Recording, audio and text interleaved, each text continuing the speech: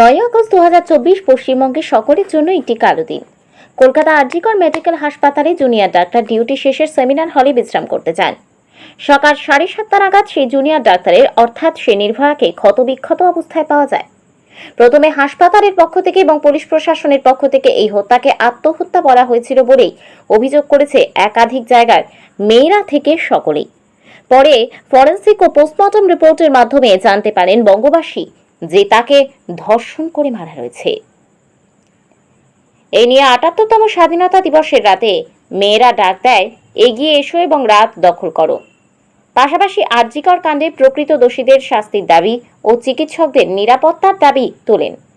একইভাবে আজ অর্থাৎ 16 আগস্ট শুক্রবার সন্ধ্যায় উত্তর দিনাজপুর জেলার ইসলামপুর ব্লকের রামগঞ্জের বিদ্রোহী মোড় ক্লাব থেকে শুরু পুরো রামগঞ্জ বাজার পরিক্রমা করে সেই দোষীদের শাস্তির দাবি ও স্লোগানের মাধ্যমে নারীদের নিরাপত্তার দাবি তোলেন এবং তারা আশাবাদী যে দোষীরা সঠিক শাস্তি পাবে। চলুন শুনে নেওয়া যাক কি বললেন আজকে এই পথযাত্রার মাধ্যমে রামগঞ্জ এলাকার মেয়েরা।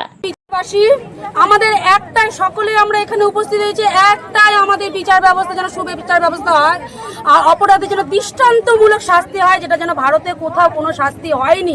আমরা সেই রকম দৃষ্টান্তমূলক শাস্তি আমরা এই মৌমিতা দেবনাথের জন্য এটাই আমরা চাইছি। যদি বারবার দেখছি প্রশাসন কি বিচার ব্যবস্থা টলমল করছে, আমরা পুনরায় আবার এখানে জমায়েত হবো। যদি মরে না যায়, যদি বেঁচে থাকি তাহলে আমরা আবার আসবো এখানে জমায়েত হতে, আবার আমার বিচারের জন্য ভিক্ষা চাইবো, যেহেতু সংবিধানের উপর আমাদের সকলের পুরো আস্থা। দিদি বলছিলাম মেয়েরা রাত দখল করো, কেন দরকার পড়লো, কি বিষয়ে, কেন নিরাপত্তাহীনতায় ভুগছে? তো মানুষ রাস্তাঘাটে মেয়েরা তো মরেলস হচ্ছেই, তার উপর আবার হসপিটালে, যেখানে আমরা জানি ভগবান ডাক্তার হচ্ছে এক কথা, আর একজন আমরা চিনি যাকে বলি আমরা ভগবান, দ্বিতীয় স্থান ডাক্তারের ভগবান, সেখানেও সে যদি নিরাপত্তাহীনতায় ভোগে, তার জীবন চলে যায়, আমরা কোথায় যাব? কোথায় গিয়ে আমরা আমাদের বিচার ব্যবস্থার জন্য ভিক্ষা চাইবো? একজন ডাক্তার চলে যাওয়া মানে বুঝতে পারছেন সমাজে কত অবক্ষয়, কত পেশেন্ট, কত দুস্থ লোকের সেবা থেকে আমরা বঞ্চিত হলেন। সেই ডাক্তার, একজন ডাক্তার মারা যাওয়াতে, একজন ডাক্তারকে তৈরি করতে তার বাবা মায়ের কঠোর পরিশ্রম করতে হয়, কঠোর ব্যয় করতে হয়, তার উপর মেন্টাল সাপোর্ট দিয়ে তাকে ওই জায়গাটা নিয়ে যেতে হয়। আমি একজনের মা, আমি বুঝি যে সন্তান মানুষ, সুসন্তান মানুষ করতে গেলে মাকে কতটা সুপরিকল্পিত করে তাকে মানুষ করতে হবে। দিদি বলছিলাম তাহলে কি বর্তমান সরকার মেয়েদের নিরাপত্তা দিতে ব্যর্থ, কি বলবেন এই বিষয়ে? আপনারা এত দেখছেন, এই কথাটা আমার মুখ থেকে বলার কোনো প্রয়োজন পড়ে না। আমরা রাত দখল করছি নিরাপত্তাহীনতায় ভোগার জন্য। ওইটাই, তাহলে কি মেয়েরা নিরাপত্তাহীনতায় বারবার ভুগছে জন্যই তো বারবার আন্দোলন হচ্ছে। আমি তো বললাম পুনরায় আমরা আবার জমায়েত হবো যদি বিচারের সুব্যবস্থা না পাই। কি আশাবাদী আপনারা? অবশ্যই আমরা সংবিধানের উপর আশাবাদী, জন্যই তো আমরা সুষ্ঠুভাবে এতক্ষণ ধরে আমরা এত সুন্দরভাবে রেলে করে বিচার ব্যবস্থার জন্য আন্দোলন করলাম। সংবিধানের উপর আস্থাশীল আমরা। ম্যাম, কিসের সংগঠনের পক্ষ থেকে? না মেয়েরা, আমরা সাধারণ মাটির মানুষ, সাধারণ, আমরা পলিটিক্স আমরা কিচ্ছু বুঝি না। আমরা বুঝি স্বাধীনভাবে, সুস্থভাবে, শান্তিভাবে আমার মেয়েটা যেন বাড়ি থেকে বেরোয় আবার ফিরে আসতে পারে, আমরা যেন নিশ্চিন্তে আমাদের কর্মজীবনে যেতে পারি।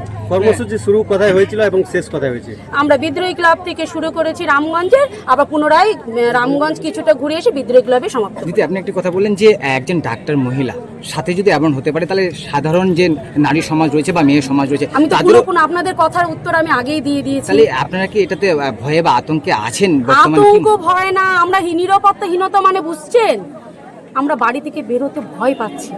এখন তো ছেলেরাও বলে সুস্থভাবে বাঁচতে পারছে না, ছেলেদেরও ওপর অনেক অত্যাচার হচ্ছে। আমরা মেয়েরা বলে এত কিছু করতে পারছি, কিছু কিছু জায়গায় ছেলেরাও কিছু করতে পারছে না। অতএব সমাজটাকে সুস্থ অবক্ষয় থেকে আমাদের সমাজটাকে রক্ষা করতে হবে। কি নাম আপনার? শিউলি দেবনাথ। আমরা একটাই শুধু জানি যে আমরা স্বাধীনতা চাই, মেয়েদের স্বাধীনতা চাই, মেয়েরা যাতে সুষ্ঠুভাবে বাড়ি থেকে বেরোতে পারে, বাড়িতে ঢুকতে পারে। প্রত্যেকের মা বোন আছে, প্রত্যেকটা ছেলেদের বাবা উচিত, জানি না হয়তো এই করেছে একজনই ছিল, কিন্তু নাম করেছে পুরো বিষয়। কিন্তু একটাই আমরা জানি যে মেয়েদের স্বাধীনতা চাই, মেয়েদের স্বাধীনতা দেওয়া হোক, আর প্রশাসন এর বিচার সুবিচার পাই, আর কিচ্ছু চাই। রাজ্যে একের পর এক ঘটনা ঘটতেছে, এতে আপনারা কতটা আতঙ্কিত রয়েছেন? আতঙ্কিত তো হবই, মেয়েরা তো সব সময় আতঙ্কিত হয়ে আছে।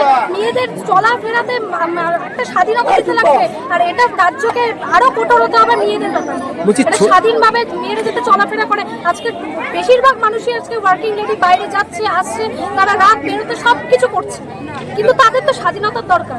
বলছিলাম আজকে ছোট বোন থেকে দিদি মা বোনেরা বেরিয়েছে, সবাই- যদি শাস্তি না হয় বা সঠিক বিচার না পায় তবে পরবর্তীতে কি রামগঞ্জে আরো এই মিছিল এমনকি বেরোবে? অবশ্যই অবশ্যই দরকার পড়লে আমাদের যদি এরকম করতে হয় আমরা আসবো, সবাই রামগঞ্জবাসী মিলে এখানে জড়ো হবো এবং আমরা সুবিচার চাইবো, এটাই আমাদের কি নাম আপনার? শিউলি।